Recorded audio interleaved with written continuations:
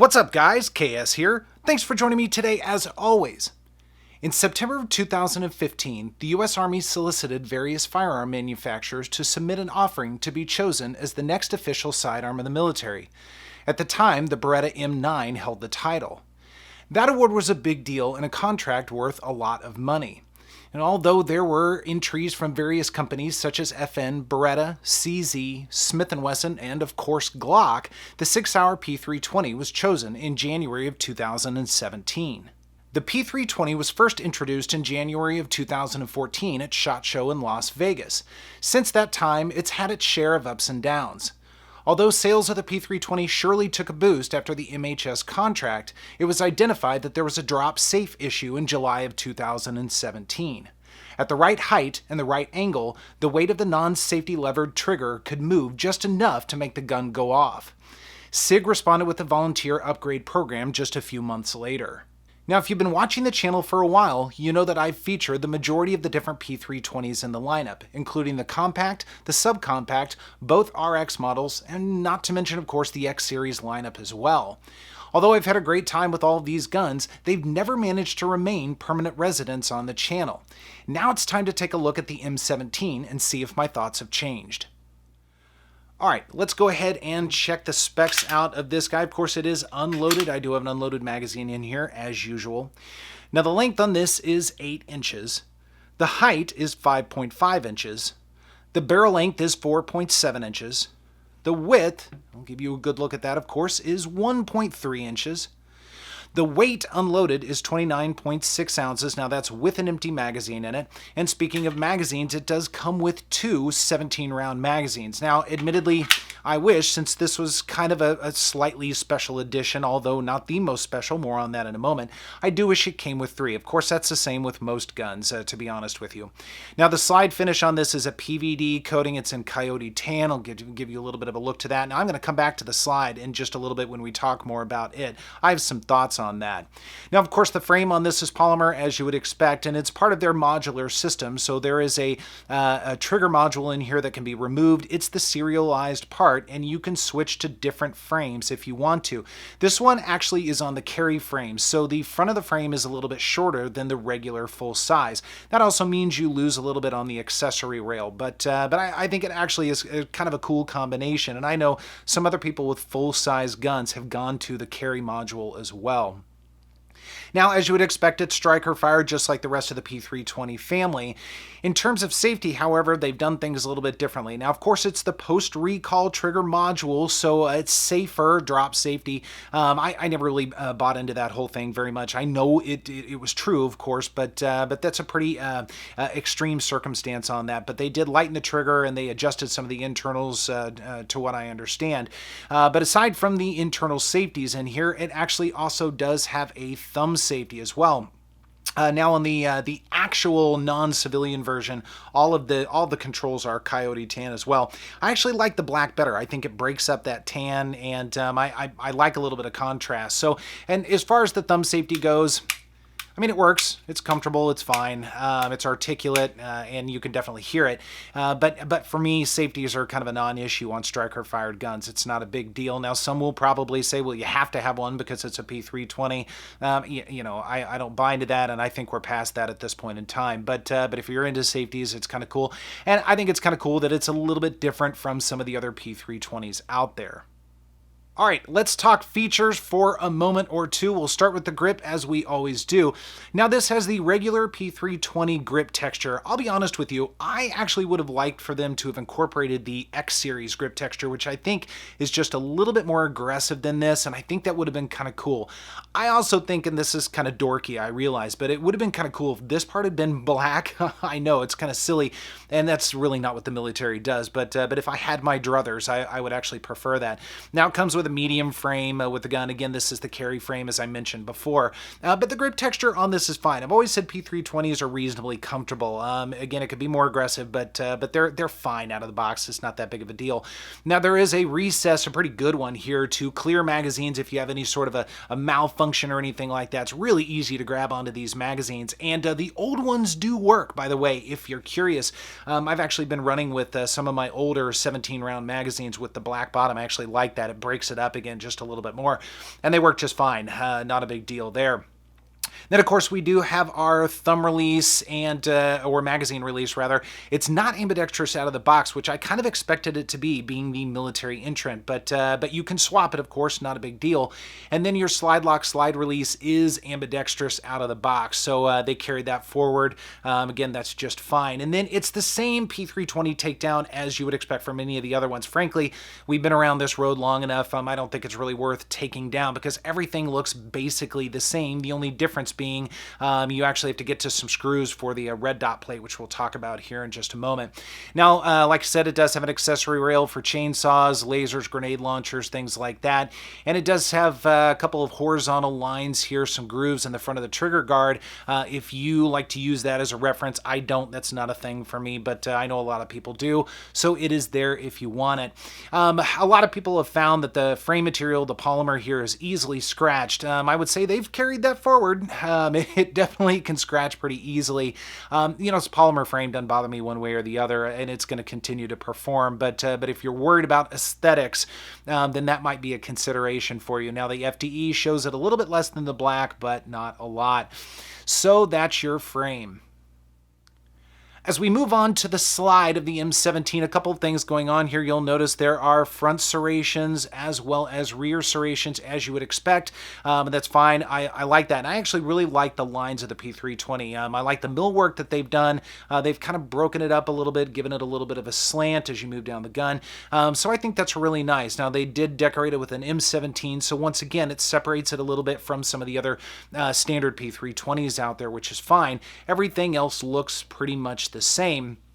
Now, a couple of things will catch your eye. As I mentioned before, it is cut for red dot. That's one of the features on this that actually I really kind of like. Now, it's the same plate that they use with the X Series models, and the one thing that's a real bummer with this, and I'm not sure why Sig didn't change it as they've received feedback, the rear sight is lost when you take off this plate. So if you're going to put a Romeo 1, which is what this is typically fitted with, you're going to lose that co-witness. Now, you can kind of co-witness with sights like the Romeo 1, and there's some other ones out there, and there are probably some aftermarket plates for this, for some other red dots. I'm not really sure. Leave a comment down below if you know, but I think it's a real bummer that they lose the back sight. I think it's really important to be able to co-witness with this and be able to run with it that way. To each his own, I suppose. I do like that it's black, however, so once again, it breaks up that FTE or coyote finish a little bit. Now, in terms of sights, it does come with night sights. That's good. There's a look at your back sights, and these are almost blacked out, actually, with the tritium. I like this. I think it's fine. Now, they're not serrated, but I didn't find that to be a problem at all in the range. And then it's the Sig Light night sight on the front, and I find Sig Light night sights to be great. They glow very well. They do fine. It was reasonably easy to pick up at the range. Of course, I always prefer a more HD style sight, a little bit more color in there. It helps my older eyes, but generally speaking, these do just fine.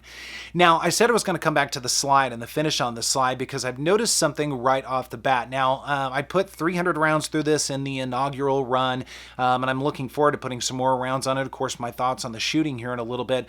But I have to say this PVD finish, rather, I'm not sure where I was going with that. It's incredibly thin and pretty easy to scratch. There are certainly some marks on this. You can't see all of them, but certainly at the front of the gun, I mean, look at that. And so it just doesn't take a lot to wear in the finish on this. Guys, this was a brand new gun, not but a few days ago. And I think that's something that's really unfortunate. And SIGs have become more and more known for having slightly thinner, slightly weaker finishes for whatever reason. Now, some will say that that's kind of a cool look because it wears it in a little bit more. It looks more battle worn, and I suppose that's true, but again, I would like for it to be a little bit more robust, especially being something that is more of a, I guess, a special edition to one degree or another. Now, it also is a little bit more difficult to clean. Of course, after shooting, I come home and clean all my firearms, and you'll notice that there's a little bit more discoloration on the front of the firearm, and it just, it just kind of absorbs some of that carbon no matter what you do. So, if you're looking to have a pristine style firearm, you might want to really consider, looking at this before you buy it to make sure that it doesn't have a lot of scratches on it. So it's a mild disappointment. It's not the end of the world. Of course, it has nothing to do with the functionality of the gun, which has been very positive. But again, I wanted to make sure that you guys were aware of that. So that's it for the features and the specs. And aside from the slide finish, it's pretty much everything you would expect from a P320. The shooting experience with the P320 was actually a lot of fun. It's been a while since I've shot one, so I was really looking forward to coming back and revisiting it and seeing if my thoughts have changed at all, especially after experiencing some other firearms that are in and out of the collection to one degree or another. And again, it was quite fascinating. Now, one thing I will point out right off the bat, because there have probably already been a couple of comments on it, the ejection pattern on this was pretty unusual. In fact, by and large, it was chucking the brass right back to me. Now, it was falling between me and the gun, so it wasn't hitting my face or my head or anything like that, and it certainly wasn't jamming up the gun. It was 100% flawless, so no issue there. But I did find it for the first time to actually be a little bit distracting. Now, there were a couple of times, and of course, some of the errant shots that I make are 100% me, and I take full credit for that, but there were a few times that I knew I was distracted a little bit by the ejection. My mind was kind of noticing those brass pieces coming back or cartridges coming back at me. So there was a little bit of a distraction there. Now, I take on faith that that's going to work itself out a little bit with time, because this is a new gun, and oftentimes those parts just have to kind of work themselves in. So I think that'll probably be the case with this. Time will tell, of course. Now, if you're curious, I was shooting PMC for the most part, just PMC 115 grain, and it's known as good ammo, a good range ammo, but a little bit on the lighter side, and that probably had something to do with it as well. So just in case you're curious. But again, overall, the shooting experience by and large was actually pretty good. And again, it brought back some fond memories of shooting P320s.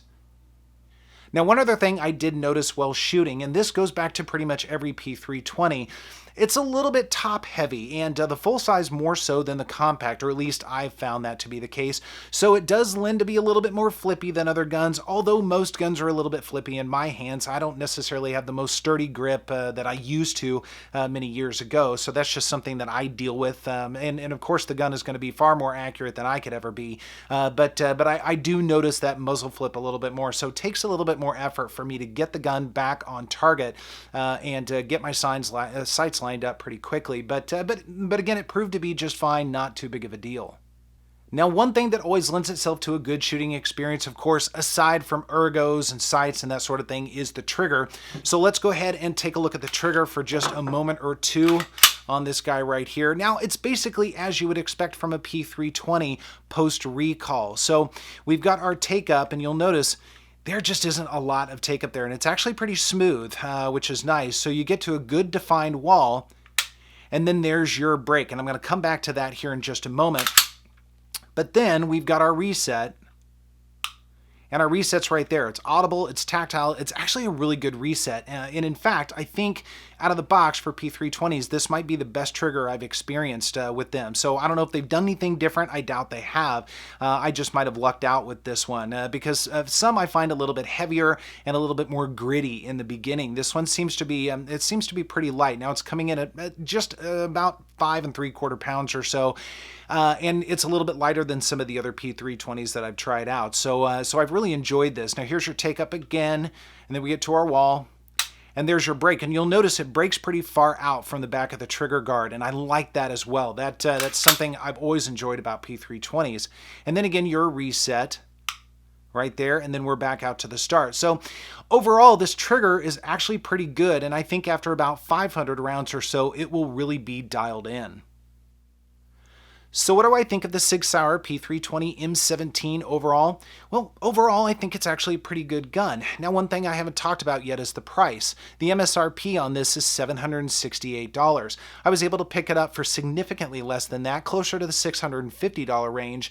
So when I think about value, this actually is a pretty decent value. Now, I told you I would have liked to have seen 3 magazines rather than 2, but I had a couple of spares, so it's not the end of the world. But it's cut for a red dot, which is fantastic. It's got the safety if you like that. There's a non-safety version on the way before too long, so if that's not a thing for you, that might be a consideration. It's got good night sights on it as well, so value-wise, it's not entirely too bad. Of course, there are options that are going to be less than this, and maybe even a couple that are cut for red dots, but not many. So it's not a bad value. Now, again, there are a couple of dings that I tend to give P320s, most of them aesthetic related. The slide finish on it is pretty brittle. It's pretty thin. I wish they would do a better job with that finish. Now, it's PVD, and PVD finishes oftentimes scratch a little bit more. I get that, but I still would like for it to hold up a little bit better than looking the way it does after less than a week of ownership. But that's a thing with me, nothing else. But again, overall, I think it's a pretty good gun, and I think it's worthy of a consideration if you're looking for a P320. Now, I'd prefer the compact version of this, of course. That's just me. A lot of people like the full size, and if this is going to be home defense or a range toy or something like that, maybe even a competition gun, this really might be right up your alley. So, again, I think it's a worthy consideration. So I'm looking forward to your comments down below. Of course, if you've got some thoughts on the P320 or the M17, maybe the commemorative version, which is going to be around $1,100 or so. Keep in mind you can buy a box for this gun, which is very exciting. Now you have to buy it, of course, for $200. Not sure I'm into that. But guys, be sure to sound off down below and leave a comment. Let me know what you think about the M17 or Sig Sauer P320s in general. I'm always curious to know everybody's thoughts, and look forward to carrying on a conversation with you. Thanks so much for joining me, and I will see you next time.